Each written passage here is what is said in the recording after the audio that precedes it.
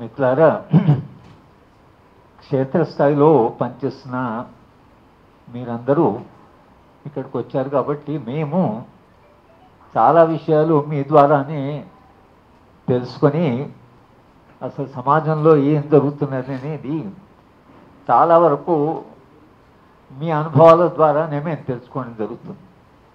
కనుక మేము ఇక్కడ మీకు కొత్తగా చెప్పగలిగింది ఏం లేదు, కానీ ఎందుకు ఇలా జరుగుతున్నది, మనము తెలంగాణ పీపుల్ జాయింట్ యాక్షన్ కమిటీగా సమాజానికి ఏదో ఒక విధంగా ఒక విశ్వాసాన్ని ఇచ్చాం. పోయిన ఎన్నికల్లో నేను గత 50 ఏళ్ళుగా ప్రజా జీవితంలో ఉన్న ఎన్నడూ ఎన్నికల్లో తిరగడం కానీ ఎన్నికల్లో ప్రచారం చేయడం కానీ జరగలేదు. కానీ మొన్నటి ఎన్నికల్లో సరే ఎవరికి ఓటు వేయాలి అని చెప్పలేదు, కానీ ఎవరికి వేయకూడదు అనేది అయితే చెప్పాం. అంటే ఎవరికైనా వ్యక్తులు కాదు, కానీ ఎలాంటి విలువలకి మనము ఓటు వేయకూడదు, ఎలాంటి విలువల్ని మనం తిరస్కరించాలి అనేటువంటి అంశాన్ని వీలైనంత మేరకి మనము ప్రచారం చేశాం. సరే, మన ప్రచారం ప్రభావం ఎంత ఉంది అని మనం చెప్పడం లేదు, కానీ తప్పకుండా Telangana people joint action committee పౌర సమాజం నుంచి ప్రజల వైపు నిలబడుతుంది అనేటువంటిది రవి చెప్పినట్లుగా ఒక విశ్వాసాన్ని అయితే మనం సమాజంలో కలిగించాం. అయితే ఇవాళ పౌర సమాజం కూడా దేశవ్యాప్తంగా కూలిపోతున్నది. మొత్తం ఉత్తర భారతదేశంలో అక్కడ పౌర సమాజం అంటే ఏం లేదు. ఇవాళ ఛత్తీస్గఢ్ లేదా ట్రైబల్ ప్రాంతంలో కనీసం కొంత మాట్లాడేవాళ్ళు ఉన్నారు, కానీ ఇవాళ 100 మందిని చంపినా అక్కడ మాట్లాడేవాళ్ళు లేరు. మాట్లాడేవాళ్ళు ఉన్నా వాళ్ళని అణిచివేయడము, వాళ్ళని సైలెంట్ చేయడము జరుగుతున్నది. ఒక్క విషయము మనం అర్థం చేసుకుంటే, గ్రామంలో మనము లేదా పరిశ్రమలో ఏం జరుగుతుంది, ఎలాంటి పరిశ్రమలు వస్తున్నాయి దేశానికి అనేది ఒక న్యూ లిబరల్ మోడల్లో భాగంగా గత 30-40 ఏళ్ళుగా ఏ అభివృద్ధి నమూనా అయితే మన దేశము అవలంబిస్తున్నదో ఆ అభివృద్ధి నమూనాలో విధ్వంసం తప్పించి దాంట్లో వికాసం లేదు. ఇది స్పష్టంగా మనకు ఒక అవగాహన ఉండాలి.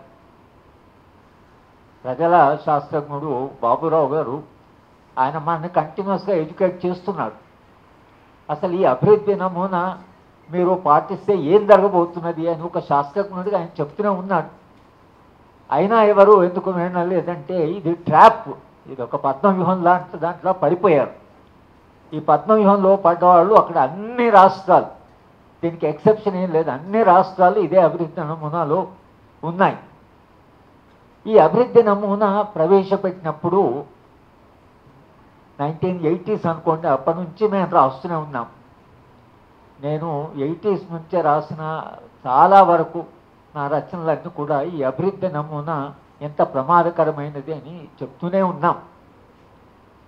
చెప్పినా దాని గురించి దాని ప్రభావము ఎక్కువగా ఉందని నేను అనుకోవడం లేదు, కానీ మనం చెప్పాం, చెప్పవలసిన దశలో చెప్పాం.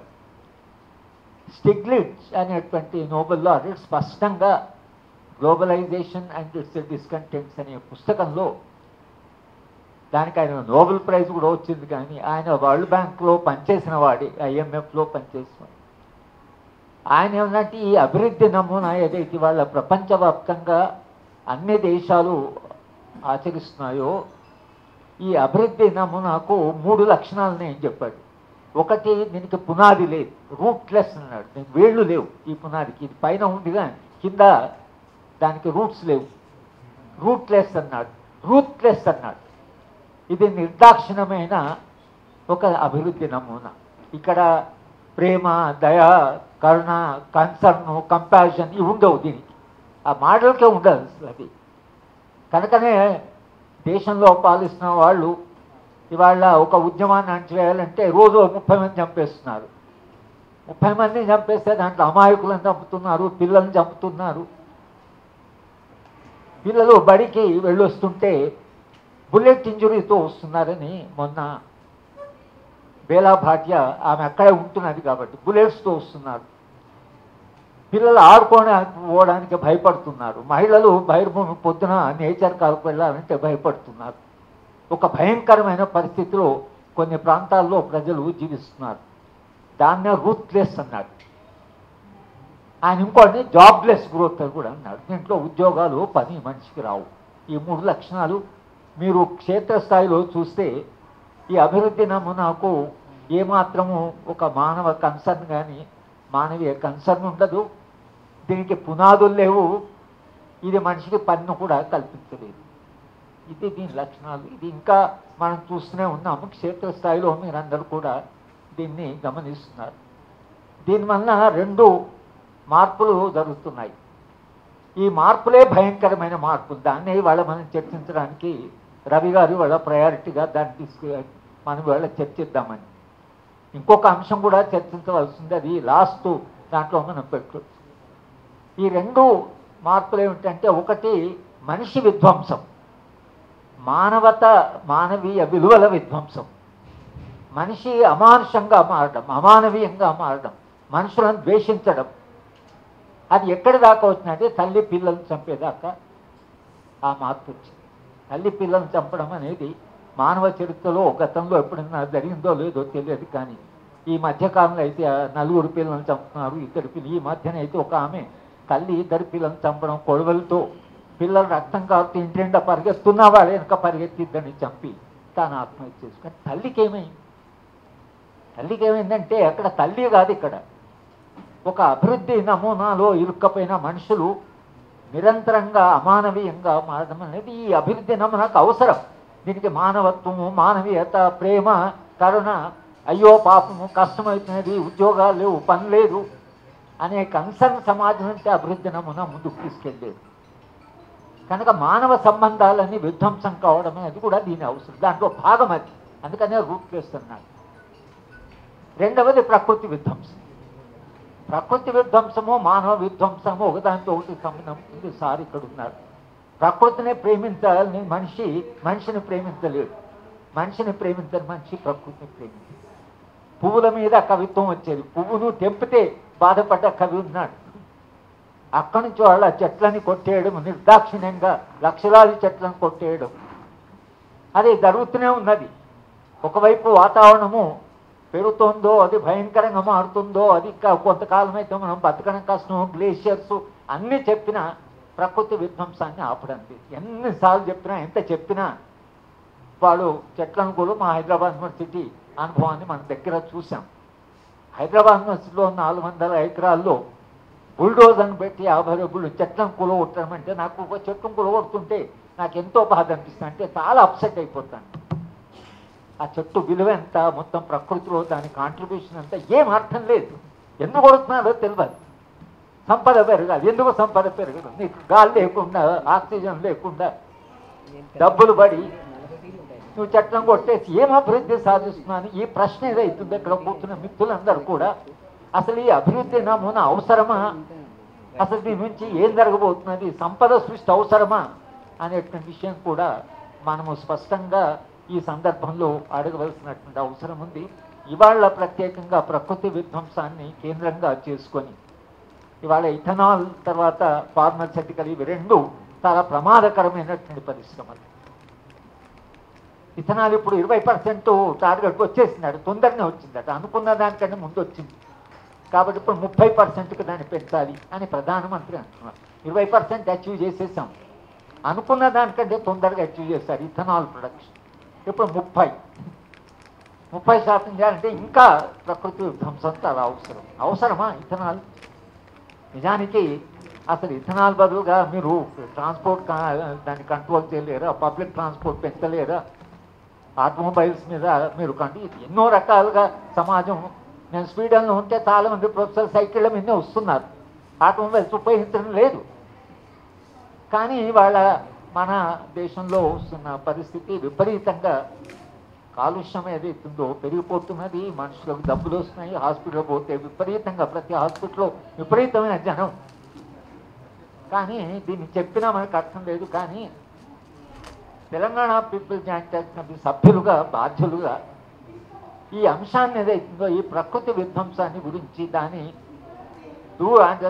తీవ్ర పరిణామాల గురించి దీర్ఘకాలంలో జరిగేటువంటి ఒక డ్యామేజ్ అవుతుందో దాని గురించి మీరు ఏది మాట్లాడినా ఎక్కడ మాట్లాడినా దీన్ని కూడా కొంత ప్రజల చైతన్య స్థాయిని పెంచగలిగితే అది అంతిమంగా కాపాడుతుంది సమాజాన్ని. చైతన్యం సమాజాన్ని కాపాడుతుంది. ప్రజలకు ఊరుకోకుండా చిక్కో మూమెంట్ లాగా ఒక మూమెంట్ వస్తే తప్పకుండా ప్రజలు మా హైదరాబాద్ నుంచి కూడా పిల్లలు చిక్కో మూమెంట్ లాగానే చెట్లను కౌగులించుకుంటామని పెట్టారు. ఒక అనుభవం, ఒక ప్రయోగం, ఒక ఉపయోగం ఉంటుంది. కనుక మనకు ఈ ప్రకృతి విధ్వంసాన్ని గురించి ఏదైతుందో ఈ 2 ప్రాజెక్ట్స్ శ్రీధర్ బాబు గారు ఆయన అమెరికాలో ఉన్నప్పుడు నేను ఏదో విషయంలో మాట్లాడవలసి వచ్చి నేను చెప్పాను, ఫార్మస్యూటికల్ కంపెనీ టేక్ అయ్యే బాబు డర్టీ గుడ్స్ వాడు అదంతా ఎక్కడ పడితే అక్కడ డంప్ చేస్తాడు, అక్కడ ఉత్పత్తి చేయనివ్వలేరు కాబట్టి వాళ్ళు ఇక్కడికి వస్తున్నారు. చాలా అభివృద్ధి చెందిన దేశాల్లో అసలు వాటిని ఉత్పత్తి చేయనివ్వడం లేదు. ఉత్పత్తి చేయనివ్వకుండా వాళ్ళు మన దేశాలకు వచ్చి మన దేశంలో డంప్ చేస్తున్నారు. కనుక ఇథనాల్ ప్రాజెక్ట్ చిత్తనూరులో మనం చూసాం. లక్ష్మయ్య గారు ఇక్కడ ఉన్నారు. మొన్న ముఖ్యమంత్రి గారు కలిసినప్పుడు లక్ష్మయ్య గారు ఇష్యూ మళ్ళీ ప్రత్యేకంగా మాట్లాడాం. లేదా ఆయన మీద నేను తీసేస్తాం. ఏం తీసేస్తారు? Rowdy sheeter. ఎవరైనా కాలేజ్ గ్రాడ్యుయేట్ లెక్చరర్ మీద రౌడీ షీటర్ పెడతారా అనే ప్రశ్న కూడా అడగవలసి వచ్చింది. అంటే ఆయన మీద తీసుకున్న చర్య ఏదైతుందో అటువంటి వాళ్ళు ఇక వద్దని ఆ క్షేత్రస్థాయిలో పనిచేసే వాళ్ళ మీద ఒక నిర్బంధం. ఇథనాల్ యొక్క అది చూసాం. ఫార్మస్యూటికల్ అయితే మీరు పట్టణం వెళితే ఆయన శర్మ గారు మన ఆంధ్రజ్యోతిలో పనిచేసి శర్మ విధ్వంసం అని ఒక పెద్ద పుస్తకం రాశారు. అక్కడ ఏం విధ్వంసం అనేది అది పెద్ద 400-500-600 పేజీల పుస్తకం అది. ఆ పుస్తకాన్ని రాస్తే నేను అది మన శ్రీధర్ బాబుకు గిఫ్ట్గా ఇచ్చాను. చదువు ఇది అసలు నువ్వు ఫార్మస్యూటికల్ ఆలోచన ముందు ఈ పుస్తకం చదువు మన. అంటే ఇవాళ ఫార్మస్యూటికల్స్ ఇథనాల్ 2 కూడా ప్రకృతిని విధ్వంసం చేయడము, మనిషి ఆరోగ్యాన్ని పాడు చేయడము, దాని నుంచి వచ్చేది ఏంటి. కనుక ఈ రెండింటిని వాళ్ళ ప్రత్యేకంగా మీరు ఏ ప్రాంతాలు అయితే పనిచేస్తున్నారో అక్కడ ప్రజల స్పందన ఎలా ఉంది, ప్రజల చైతన్యం ఎలా ఉంది అనేటువంటి విషయాన్ని మనం ఈ సందర్భంలో మాట్లాడుకోవాలి. ఇవాళ ప్రత్యేకంగా ఈ సమావేశంలో ఒక ప్రాధాన్యతగా దీని గురించి మాట్లాడాలి అనేటువంటిది రవి గారు దీంట్లో ప్రత్యేక ఇవాళ ఇది చర్చిద్దామని నిర్ణయించాం. కనుక ఈ 2 అంశాల మీద మనము ఒకవేళ చర్చించుకొని మనం ఏం చేయగలం అనేటువంటి అంశాన్ని. అయితే పౌర సమాజము చైతన్యవంతమవుతున్నది, పౌర సమాజము తప్పకుండా ప్రతిఘటిస్తుంది అనే అవగాహన పాలకులకు లేదని కాదు, పాలకులకు అవగాహన ఉంది కాబట్టి అదే దోవాల్ ఒక 5-6 ఏళ్ల క్రితం అనుకుంటాను పోలీస్ అకాడమీలో లెక్చర్ ఇస్తూ మనము ఇంతవరకు 3 యుద్ధాలు చేశాం. చైనాతో ఒకసారి, పాకిస్తాన్తో, ఇప్పుడు ఇది కూడా యుద్ధమో ఏదో తెలియదు. ఇంకా 4వ యుద్ధము పౌర సమాజంతో ఉంటుంది అని పోలీస్ ఆఫీసర్లకి కొత్తగా రిక్రూట్ అవుతున్నారు. వాళ్ళు చేయబోయే యుద్ధము పౌర సమాజంతో అని చెప్పారు. అంటే వాళ్ళు ఎంత సిద్ధమవుతున్నారో, ఎక్కడి దాకా సిద్ధమవుతున్నారో. అసలు పౌర సమాజంతో యుద్ధమే ఉంటుంది. పౌర సమాజం లేకుండా రాజ్యం ఎక్కడ ఉంటుంది, ప్రభుత్వం ఎక్కడ ఉంటుంది? రాజ్యమే సమాజం సృష్టించింది. తాను సృష్టించిన రాజ్యము తన మీదనే పోరాటం చేస్తానే దాకా ఈ అభివృద్ధిని మనం అట్లా మాట్లాడిస్తున్నారు. కనుక వాళ్ళు మనం యుద్ధం చేస్తామంటున్నారు. ఏం చేస్తారో మనకు తెలియదు. కనుక ఇవన్నీ కూడా దృష్టిలో పెట్టుకొని మన కార్యాచరణ ఎలా ఉండాలి, ప్రజల దగ్గరికి వెళ్ళినప్పుడు మనం ఏం మాట్లాడాలి, వాళ్ళ ప్రజలకు ఏం చెప్పాలి అనేటువంటి వాళ్ళ మరింత కాస్త స్పష్టత మన చర్చ నుంచి వస్తే మాకు కూడా మాట్లాడడానికి మీ అనుభవం ద్వారా మరింత స్పష్టత వస్తుందని ఈ సభ ఇవాళ సదస్సు జరుగుతున్నది. సదస్సుకు వచ్చిన మిత్రులందరినీ కూడా ఆహ్వానిస్తూ చిత్తనూరులో జరుగుతున్న పోరాటం ఉంది, అలాగే ఫార్మస్యూటికల్ సిటీ కొరకని జరుగుతున్న పోరాటాలు ఉన్నాయి. కనుక ఈ పోరాటాలు అయితే తెలంగాణలో జరుగుతున్నాయి. ఆ ప్రజలకు మద్దతుగా మనం నిలబడాల్సిన అవసరం ఉందని మరోసారి మనందరికీ గుర్తు చేసుకుంటూ మనం జ్ఞాపకం చేసుకుంటూ ఈ సదస్సు జరగాలని మీ అందరిని ఆహ్వానిస్తూ ఈ సదస్సును ప్రారంభిస్తాం.